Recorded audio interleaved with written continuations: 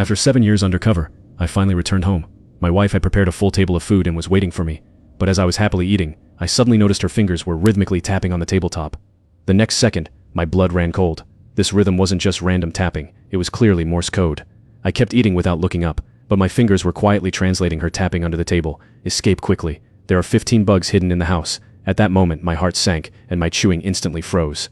I slowly looked up at Lingxi. On the surface, she was still gentle. "Hubby, you've worked hard away from home all these years. I made all your favorites today just to nourish you, so make sure to eat a lot." But her eyes were filled with fear and pleading. She was using all her strength to signal me to leave. I forced myself to swallow the food in my mouth. A storm was raging in my heart, but I couldn't panic. 27 years of undercover life had long since taught me the ability to control my emotions. The more dangerous the moment, the calmer I had to be, so I put down my chopsticks and smiled at her. "Yeah, home-cooked food really is the best. It's just that it was a long trip, and I'm a bit tired, and I've gotten quite dirty. I'll go take a shower and change first." A flash of anxiety crossed Lingxi's eyes, but it was quickly hidden. "Okay, go ahead. I've left the water heater on for you, so you can wash right away." So I stood up and walked toward the bathroom. Every step seemed relaxed and steady, but my muscles were already tensed, ready for combat. After closing the bathroom door, I didn't rush to turn on the shower. Instead, I held my breath and began to check the small space, the vanity, the ceiling, the vent, the toilet tank. I didn't miss a single corner where something could be hidden. Sure enough, I felt a hard object inside the toilet tank. I didn't take it out, but instead used my fingertips to lightly trace its outline. Based on my years of experience, I analyzed that this was the latest military-grade bug, with an effective range of 300 meters, capable of clearly recording heartbeats. Cold sweat instantly poured down my forehead. This was clearly no ordinary surveillance. Professional surveillance of this level is lethal. My heart sank as if someone was clutching it. Who was it? Was my mission exposed, or was Lingxi being controlled by someone? What exactly was their goal? I quickly reached out and turned on the shower. The loud sound of rushing water instantly masked most noises.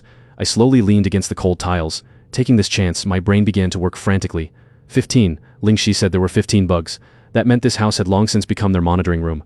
They could hear us even if we just farted. This wasn't a home anymore. It was literally the Truman Show. But should I escape now? No. If I just up and left, what would happen to Lingxi?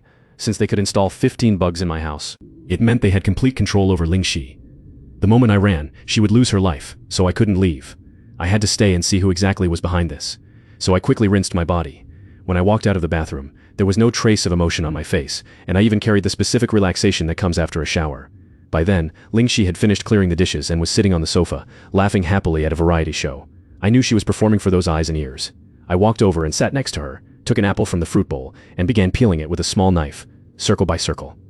"Wife, you've really worked hard keeping watch over the house alone these years." "It wasn't hard. Having you back safe is better than anything. It's just that my dad's health hasn't been great lately, and he's always talking about wanting to see us. Could you go back to my parents' house with me tomorrow to see him?" The movement of the small apple in my hand suddenly stopped. The Morse code she tapped earlier didn't mention going to her parents' house. This was new information. I stared into her eyes. They were full of hints and pleas. I instantly understood the parents' house she spoke of wasn't the real one. It was a secret code only the two of us understood. An emergency contact point we agreed upon before I left. A place that was supposed to be absolutely safe.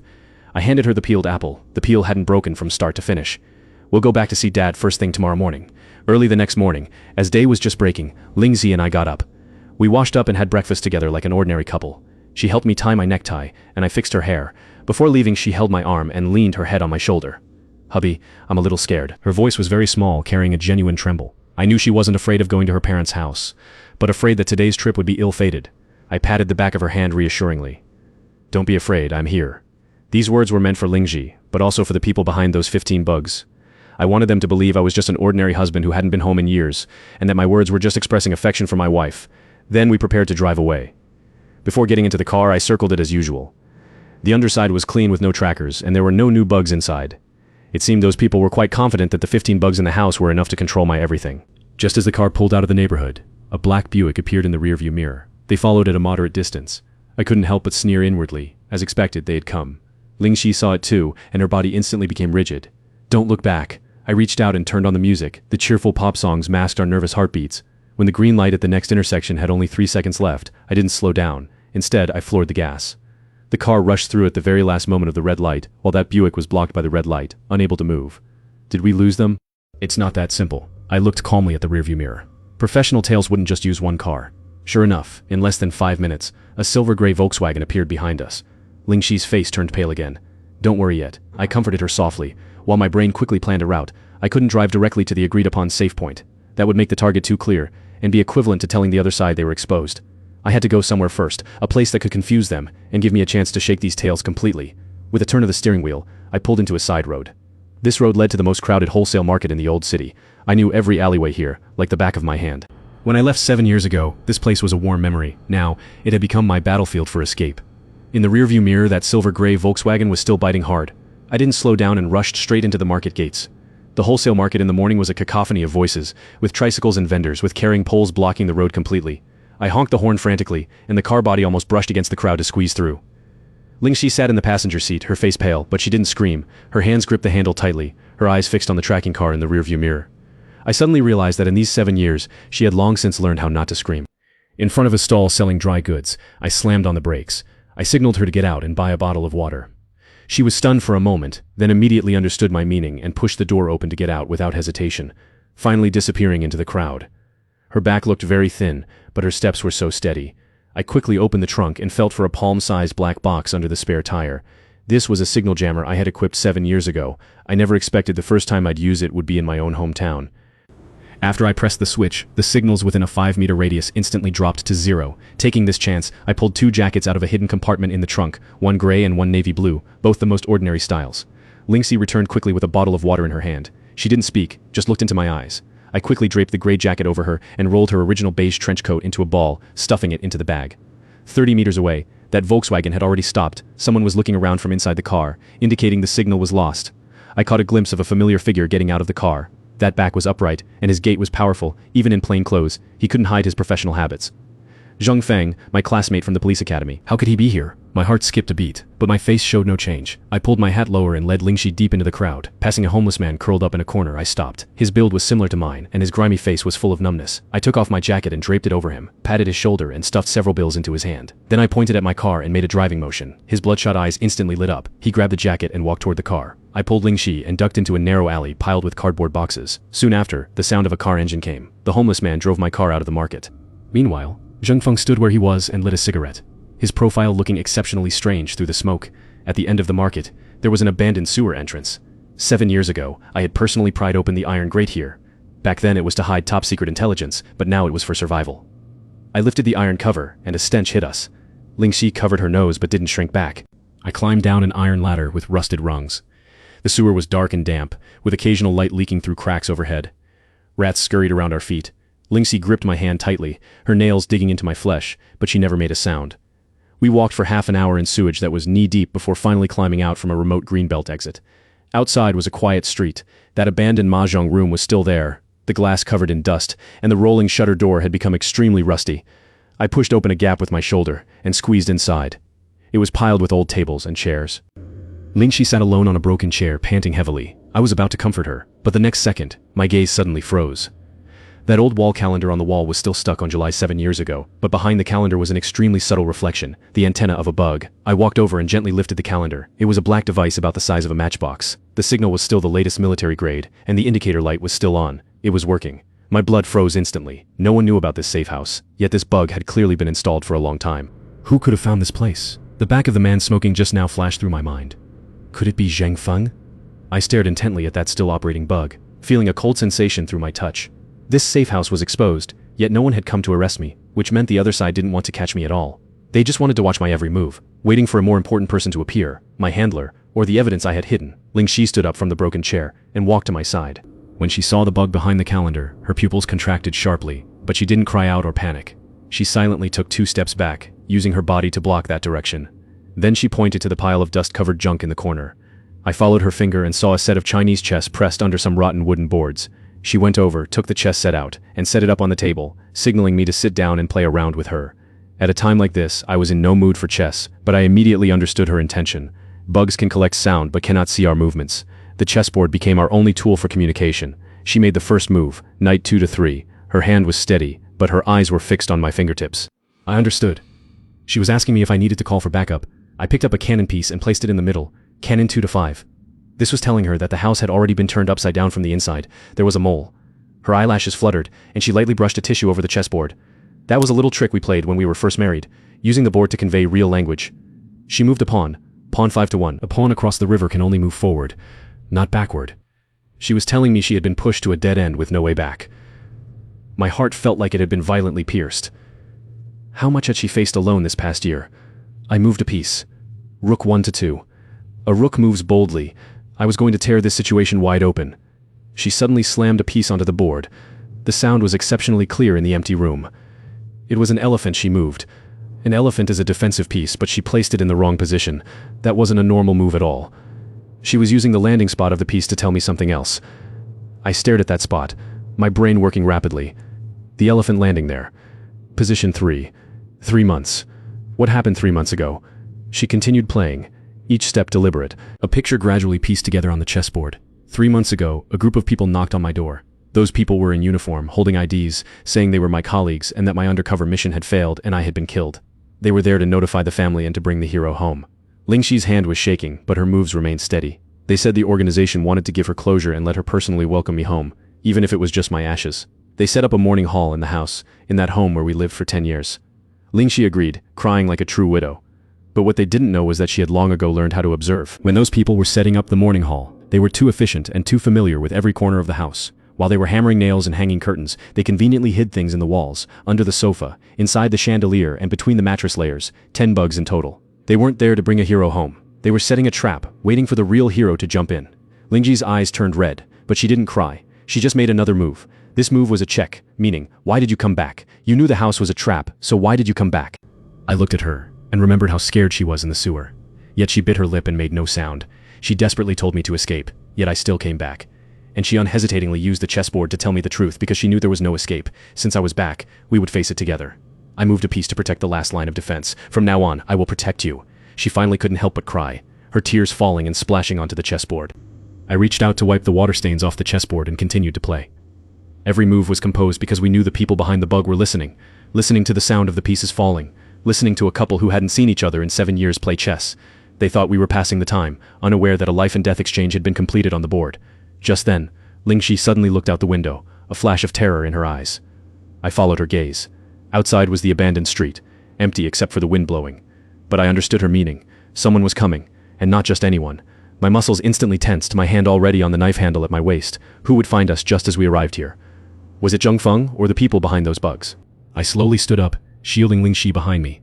Just as I was about to move toward the door, 3 meows unexpectedly came from outside. Who's out there? I instinctively pulled Lingxi further behind me, my fingers already touching the knife handle. The cat calls were too precise, 3 of them, neither long nor short. That was exactly the emergency meeting signal Zhengfeng and I had agreed upon years ago, but only he knew about this place. Could it really be him? I stared at that broken window. Moonlight shone through the dust-covered glass, and I could vaguely see a dark shadow flash. Then the door was pushed open. Creak. The decayed hinges let out a piercing scream. Zhengfeng stood at the door, wearing a black jacket. With a familiar smile on his face, he said, "Old Lin, I knew you couldn't die." He strode over with open arms, but I didn't go to meet him. I just caught Lingxi's eye out of the corner of my vision. My right hand gently made a fist and then opened it by my side. This was tactical hand sign language meaning, hide and prepare a weapon. Lingxi nodded imperceptibly. She quietly backed up 2 steps and disappeared into the doorway of the back room. Zhengfeng didn't seem to notice her. He grabbed me in a hug and pounded my back, his voice thick with uncontrollable excitement. 7 years, 7 whole years. I thought I'd never see you again. I patted his shoulder, but my muscles were very tense, because when he hugged me, I felt his body also testing me. His palms were lightly pressing on my back as if feeling if a weapon was hidden at my waist. I released him and looked him over with a smile. "How did you find this place?" He lowered his voice, his expression becoming serious. "I've been following you since the market, but I'm not here to catch you. I'm here to save you. There's a traitor in the organization. Someone wants you dead." He spoke urgently, his eyes full of sincerity. "When I saw you lose the tail at the market, I knew you'd realized. I took a shortcut and followed you all the way. Old Lin, now I'm the only one you can trust." I stared into his eyes. Those eyes were as bright as they were 7 years ago, but I always felt something was off. It was too similar, almost as if it were a deliberate imitation. I took a step back and leaned against the table, my hand casually touching the chess set. "Since you say there's a traitor, I need to confirm you're still you." He was stunned for a moment, then laughed. "Still, the old rule's a code, right? Fine, ask away." I spoke 3 words: sycamore tree, tin box, stormy night. This was an emergency identification code known only to him and me. He hardly hesitated and immediately replied, "Under the sycamore tree, bury the tin box, move on the stormy night." It was all correct, not a word out of place. My heart relaxed slightly, but then he added another sentence. "Old Lin, We've used this code for over a decade. How could I forget? It's just that this damn place is too stuffy. It's incredibly hot." As he spoke, he raised his hand to wipe sweat from his forehead. The moment his hand went up, my gaze fell on the web of his right hand.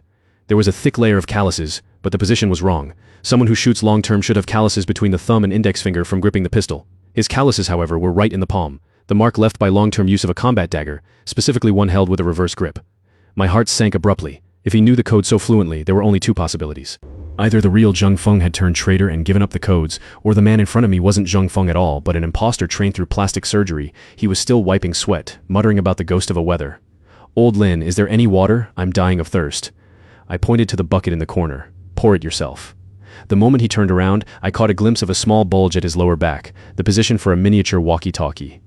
Only professional trackers would carry one of those at all times. My mind raced. I had to confirm immediately who he really was, but without alerting him, I looked up at the dim yellow light bulb overhead and suddenly had an idea. "This damn place is too hot. It's suffocating. Let's open a window for some air." He nodded without suspicion. As I turned, my hand naturally found the power switch on the wall. It was an old-fashioned 20-year-old knife switch. One pull would cut the power. I walked back to the table, picked up a scrap of newspaper to fan myself, and continued to stall him. "Zheng Feng, do you know how I spent these 7 years?"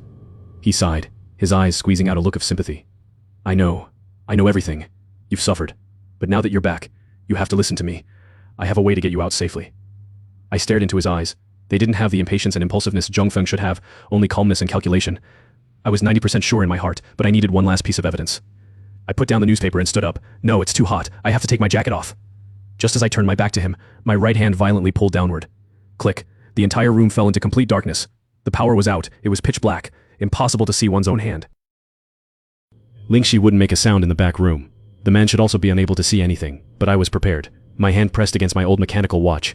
The edge of the dial was coated with luminous material, allowing me to vaguely see its outline in the dark. More importantly, I had already fished a pair of night vision goggles out of my bag and gently propped them before my eyes. In the darkness, everything turned dark green.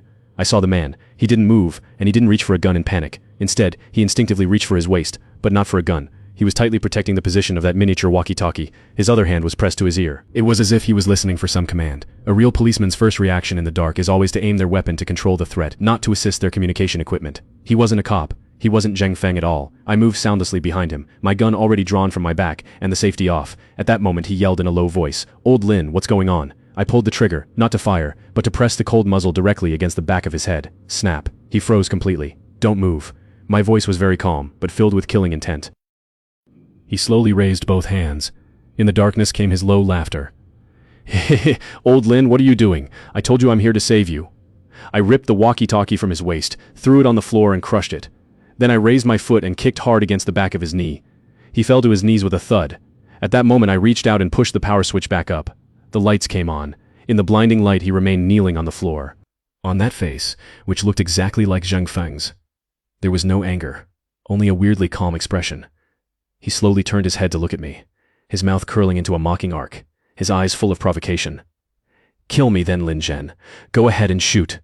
I stared at him, the muzzle pressed against his brow. He sneered, "If you shoot me, the real Zheng Feng will never come back."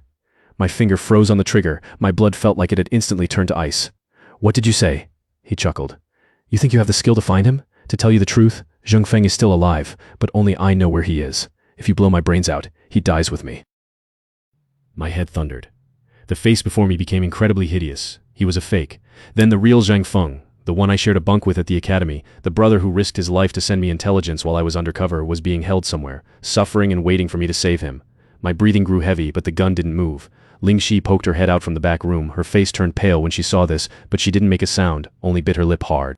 The man kneeling on the floor looked at me and laughed even more wildly. "What? Don't dare to shoot? Aren't you supposed to be so capable, Lin Zhen? An undercover for 7 years, and you've even gotten your own brother caught." I suppressed the storm in my heart and pushed the gun further against him. "Say it! Where is Zheng Feng?" He just squinted his eyes and didn't speak, only nodding with his chin toward the broken walkie-talkie on the floor. I understood. When he was protecting the radio earlier, he was waiting for commands. Now that the radio was broken, his contact with the outside was severed. But that also meant the people outside knew he was exposed. What would they do to Zheng Feng? Countless horrific images flashed through my mind, but I couldn't kill him. He was the only clue to finding Zheng Feng. I slowly pulled back the gun, but the instant the muzzle left his forehead, he suddenly lunged. His right hand pulled a glinting dagger from his lower back and thrust it straight at my throat.